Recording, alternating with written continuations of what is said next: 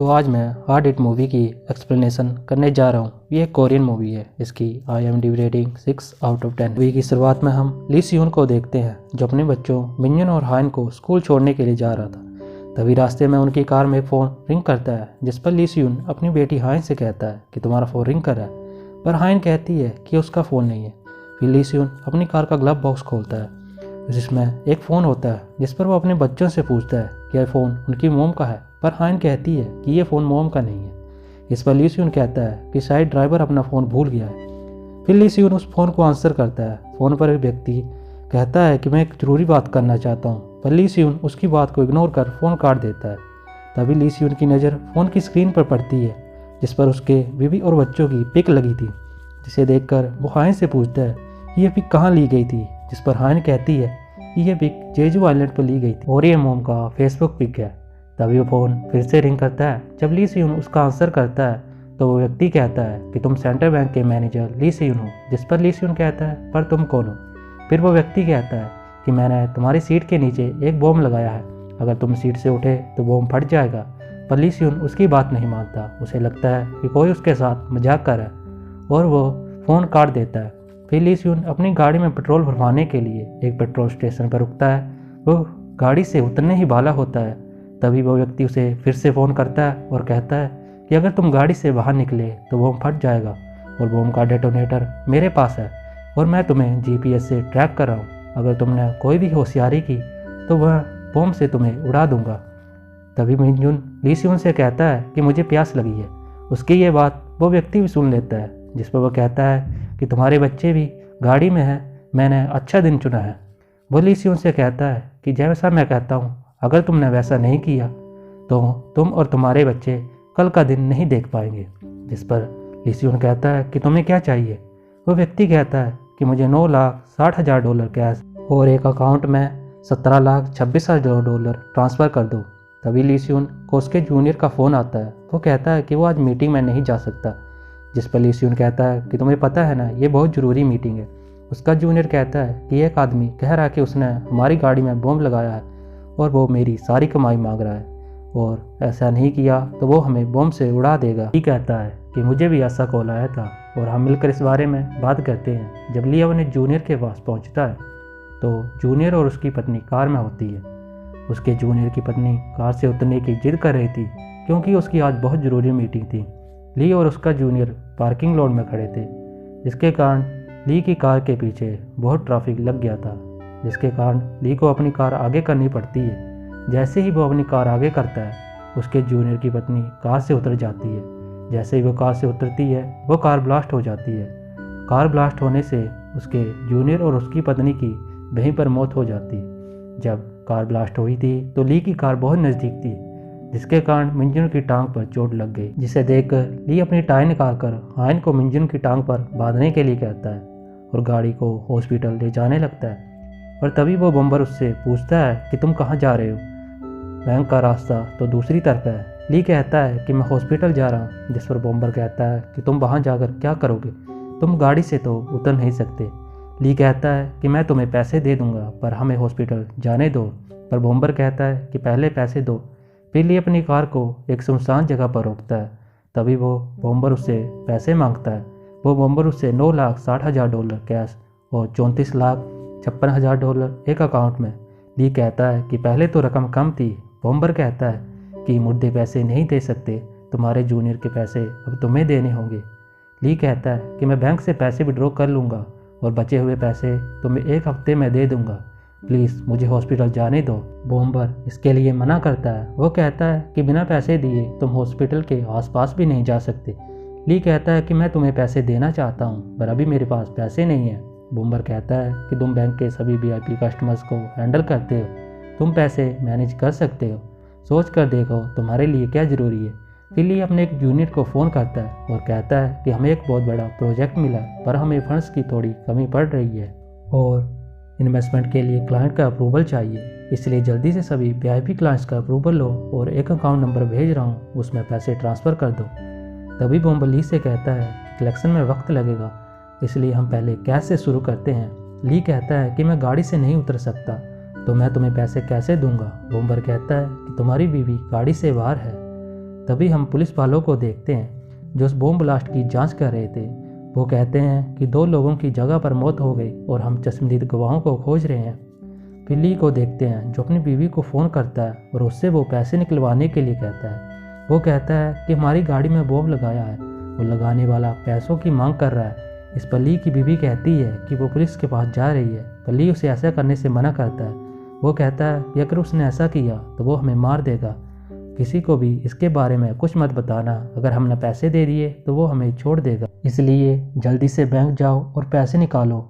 फिर ली भी बैंक के बाहर पहुंच जाता है, जहां वो देखता है कि उसकी बीवी के साथ एक लेडी आई है जिसका पता बॉम्बर को चल गया था। वो कहता है कि मैंने कहा था ना कि परिवार के अलावा कोई भी नहीं होना चाहिए। ली अपनी बीवी को फ़ोन करता है और कहता है कि तुमने इसके बारे में किसी को तो नहीं बताया। उसकी बीवी कहती है कि मैंने किसी को नहीं बताया। ली कहता है कि जैसे ही तुम्हें पैसे मिल जाए मुझे फ़ोन करना। तभी वो लेडी जो ली की बीवी के साथ आई थी वो ली को देख लेती है। वो ली से बात करने की कोशिश करती है। इस पर बॉम्बर ली को वहाँ से निकलने के लिए कहता है। तभी ली की बीवी ली को फ़ोन करती है और कहती है कि मुझे पैसे मिल गए। फिर बॉम्बर उन पैसों को बैंक के पीछे एक दुकान पर रखने के लिए कहता है और कहता है कि वहाँ पर अकेले जाना। फिर ली की बीवी उन पैसों को रखने के लिए जाती है। अभी उसे वो लेडी भी देख लेती है जो उसके साथ आई थी। उसे कुछ अजीब लगता है, जिसके बारे में वो बैंक के गार्ड्स को बता देती है। वो गार्ड्स ली की बीवी का पीछा करते हैं। जब ली की बीवी उस जगह पर पहुंचती है तो वो गार्ड्स भी वहां पर पहुंच जाते हैं, जो एक व्यक्ति को पकड़ लेते हैं। ली भी वहां पर पहुंच गया था। वो अपनी बीवी को फ़ोन करता है। उसकी बीवी बताती है कि वो पकड़ा गया, पर तभी बॉम्बर ली को फ़ोन पर बताता है कि मैंने कहा था ना कि कोई भी गलती मत करना, फिर भी तुम पुलिस को बीच में लाए। ली अपनी बीवी को बताता है कि ये वो आदमी नहीं है। फिर वो बॉम्बर काउंटिंग करता है और ली की बीवी जहाँ पर खड़ी थी वहाँ पर एक बॉम्ब ब्लास्ट करता है, पर इसमें ली की बीवी बच जाती है। बॉम्बर कहता है कि तुम्हारी बीवी बच गई, कितनी बुरी बात है। फिर हम पुलिस वालों को देखते हैं जो पहले बॉम्ब ब्लास्ट की जांच कर रहे थे। तभी एक पुलिस वाला कहता है कि एक और बॉम्ब ब्लास्ट हुआ है और उस जगह पर ली की बीवी पैसों के साथ थी। फिर वो उस जगह की कैमरा फुटेज को देखते हैं। उस फुटेज में उन्हें ली की कार भी दिखती है, जिसे देखकर वो सभी पुलिस वालों को ली को ढूंढने के लिए कहते हैं। फिर हम ली को देखते हैं जो अपने जूनियर को फ़ोन करता है और उससे वो वीआईपी कस्टमर का अप्रूवल के बारे में पूछता है। उसका जूनियर कहता है कि एक नहीं मान रहा। ली कहता है कि मैं कुछ करता हूँ। ली बॉम्बर को पैसे भेजता है। बॉम्बर कहता है कि ये पैसे आधे हैं। ली कहता है कि सब्र करो। तभी ली का बेटा मिंजुन कहता है कि अब उसे दर्द नहीं हो रहा। इस पर हाइन कहती है कि शायद मिंजुन का पैर सुन्न हो गया है। वो बॉम्बर से कहता है कि मुझे हॉस्पिटल जाने दो, नहीं तो मेरा बेटा मर जाएगा। बॉम्बर कहता है कि पहले पैसे दो। वहाँ पर पुलिस भी आ जाती है जो ली को गाड़ी से बाहर निकलने के लिए कहती है। ली पुलिस के बारे में बॉम्बर को बताता है। बॉम्बर कहता है कि वहाँ से भाग जाओ, पर ली कहता है कि हम हॉस्पिटल जाएंगे। वो बॉम्बर का फ़ोन काट देता है और हॉस्पिटल की तरफ निकल जाता है। पुलिस वाले भी उसे रोकने की पूरी कोशिश करते हैं। वो भी ली का पीछा करते हैं, पर ली उनसे बचकर हॉस्पिटल पहुंचने की पूरी कोशिश करता है। पर एक जगह पर पुलिस वाले ली की गाड़ी को चारों ओर से घेर लेते हैं। तभी वो बॉम्बर ली को फ़ोन करता है और कहता है कि तुम मरना चाहते हो, मेरा फ़ोन क्यों काटा? अगर फिर से ऐसा किया तो मैं बॉम्ब ब्लास्ट कर दूंगा। फिर वो कहता है कि उस जगह से बाहर निकलो। ली कहता है कि मैं ऐसा नहीं कर सकता, उन्होंने मुझे घेर लिया है।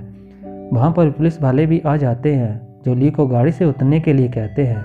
बॉम्बर उनकी बात सुन रहा था। वो ली से कहता है कि जैसा मैं कहता हूँ वैसा ही करो। बॉम्बर कहता है कि पुलिस वालों से कहो कि गाड़ी में बॉम्ब है और मुझे जाने दो, नहीं तो मैं बॉम्ब ब्लास्ट कर दूंगा। ली इस बात को पुलिस वालों से कहता है। पुलिस वाले सभी रास्ते बंद कर देते हैं और बॉम्ब डीएक्टिवेट करने वालों को बुलाते हैं। तभी वहाँ पर एक लेडी पुलिस अधिकारी आती है जो ली को अपना परिचय देती है और कहती है कि मैं ईओडी की हेड हूँ, क्या हम तुम्हारे बच्चों को ले जा सकते हैं? ली कहता है कि गाड़ी से कोई नहीं उतरेगा। ली उसे अपना फ़ोन दिखाता है जिसमें बॉम्बर का फ़ोन चल रहा था। देखकर वो पुलिसकर्मी ली को एक रेडियो देती है। ली उस रेडियो को ऑन करता है और बॉम्बर से कहता है कि मेरे बच्चों को जाने दो। वो बॉम्बर कुछ नहीं कहता। वो ली को एक मैसेज करता है और उस रेडियो को बाहर फेंकने के लिए कहता है। जैसे ही ली उस रेडियो को बाहर फेंकता है तो वो बॉम्बर ली से कहता है कि तुम्हें क्या लगा, तुम ही होशियार हो। पर ली सोचता है कि उस रेडियो के बारे में बॉम्बर को कैसे पता चला, इसका मतलब वो आसपास ही है। वो उसे वहाँ खड़े लोगों में ढूंढने लगता है। ली कहता है कि मेरे बच्चों को जाने दो, पर बॉम्बर कहता है कि मुझे फ़र्क नहीं पड़ता, ये तुम्हारी प्रॉब्लम है, तुम कोई ना कोई रास्ता निकाल ही लेते हो। ली कहता है कि मैं कुछ समझा नहीं। बॉम्बर ली को कुछ बताने की कोशिश करता है, पर तभी फ़ोन कट हो जाता है। हाइन कहती है कि सिग्नल चला गया है। अपने कुछ साथियों के साथ गाड़ी की जांच करती है और कहती है कि बॉम्ब आगे की सीट्स पर ही है और हम बच्चों को गाड़ी से बाहर निकाल सकते हैं। फिर वो मुंजिन को ले जाते हैं, पर हाइन गाड़ी से बाहर नहीं निकलती। वो उठकर आगे की सीट पर जा बैठती है। वो पुलिसकर्मी उससे पूछती है कि उसने ऐसा क्यों किया। तुम्हें पता है ना कि गाड़ी के आगे की सीट्स पर बॉम्ब लगा है। हाइन कहती है कि मेरे जाते ही वो लोग पापा को गोली मार देंगे। ली हाइन को गले लगा लेता है। तभी पुलिस वालों के पास एक व्यक्ति आता है और कहता है कि मैं ली का भाई हूँ और मैं उसे समझाऊंगा कि वो उस बॉम्ब को ब्लास्ट ना करे। दरअसल पुलिस वालों को लगता है कि ये सभी बॉम्ब ली ने ही लगाए हैं। वो उसे सस्पेक्ट मान रहे थे। फिर पुलिस वाले उस व्यक्ति को ली के पास भेजते हैं और कहते हैं कि ली को सरेंडर करने के लिए कहो। फिर वह व्यक्ति ली के पास जाता है। ली को उस व्यक्ति पर शक होता है। तभी वह व्यक्ति कहता है कि तुम सही सोच रहे हो, मैं ही हूँ वो। दरअसल यही वो बॉम्बर है जिसने वो सभी बॉम्ब लगाए थे। ली उससे पूछता है कि तुम कौन हो और ये सब क्यों कर रहे हो। वो बॉम्बर कहता है कि तुम एक कातिल हो। ली कहता है कि प्लीज़ हाइन को यहाँ से जाने दो, मैं तुम्हें पैसे लाकर दे दूंगा। इस पर वो बॉम्बर मान जाता है। वो हाइन की सीट का बॉम्ब डीएक्टिवेट कर देता है। फिर ली हाइन को उसके साथ जाने के लिए कहता है। इस पर हाइन मान जाती है। जाते वक्त वो बॉम्बर ली को गाड़ी में लगा एक और बॉम्ब दिखाता है जिस पर टाइमर लगा था और कहता है कि तुम्हें पैसे मिल जाए तो मैं तुम्हें बताऊंगा कहाँ आना है, तब तक हाइन मेरे पास रहेगी। और हाइन से कहता है कि अगर तुमने पुलिस को कुछ भी बताया तो मैं बॉम्ब ब्लास्ट कर दूंगा। फिर वो हाइन को अपने साथ लेकर चला जाता है। फिर ली वहाँ से भागने लगता है। पुलिस वाले उस पर गोलियां चलाते हैं, पर ली किसी तरह बचकर वहाँ से भाग निकलता है। तभी ली की बीवी पुलिस वालों को बताती है कि जो व्यक्ति ली को अपना भाई बता रहा था वो उसका भाई नहीं है, पर तब तक वो बॉम्बर हाइन को लेकर वहाँ से निकल गया था। फिर ली अपनी बीवी युनसू को फ़ोन करता है और कहता है कि जो पैसे तुमने बैंक से निकाले थे मैं एक अकाउंट नंबर भेज रहा हूँ, उस पर ट्रांसफ़र कर दो। तभी पुलिस वाले भी ली का पीछा करते उसके पास पहुँच जाते हैं और वो कहते हैं कि हमें पता है कि तुम गुनहगार नहीं हो। वो उसे रुकने के लिए कहते हैं, पर तभी बॉम्बर ली को फ़ोन करता है और उसे एक जगह पर बुलाता है। वो कहता है कि अगर तुम 10 मिनट में वहाँ नहीं पहुँचे तो अपनी बेटी को देखे बिना ही मर जाओगे।